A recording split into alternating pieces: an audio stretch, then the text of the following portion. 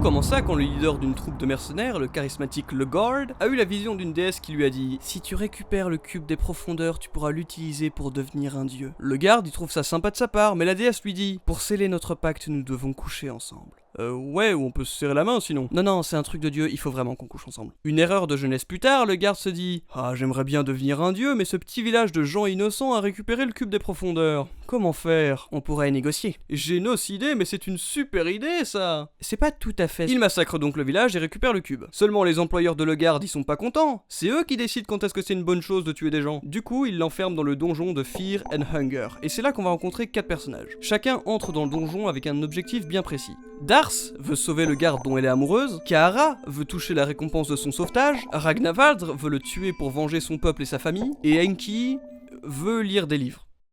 Et j'imagine qu'il a perdu sa carte de bibliothèque, je sais pas. Bref, ils se baladent tous joyeusement dans le donjon et oh, regardez, un traumatisme! Et oui, nos 4 héros vont vite se rendre compte que c'est la merde, et ils vont tous réagir à leur manière. Dars décide d'être raciste, Kahara essaie de survivre, Enki n'en a rien à foutre, et Ragnavald se dit « Ça avait quand même bien marché le génocide sur mon peuple, je vais faire pareil tiens. » Et il va tuer absolument tout! Les ogres, les hommes lézards, les sorciers, les prêtres noirs, les loups, les zombies, les anciens dieux, les nouveaux dieux, les entités créatrices de l'univers dont la seule vision peut rendre fou! Ça t'intéresserait une carte qui mène à un trésor de plusieurs millions?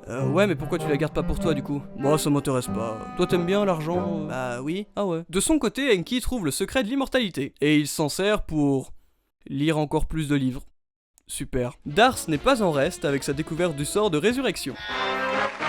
Bravo! Excellent! Elle ramène donc le garde à la vie et il est laid! Putain! Mais ça ne l'empêchera pas d'accomplir son plan. Il récupère le cube des profondeurs qui permet d'accéder à la cité des dieux, il passe à côté de Kahara qui cherche des pièces dans le sable, Ragnavald qui génocide et Enki qui, spoiler, lit des livres, et il arrive devant le trône doré. Il s'assoit dessus et devient un nouveau dieu. Alors c'est vrai qu'avec toute cette histoire, il n'a pas été très présent pour sa fille, mais en même temps, quel genre d'effet négatif pourrait avoir l'absence d'un père sur un enfant ?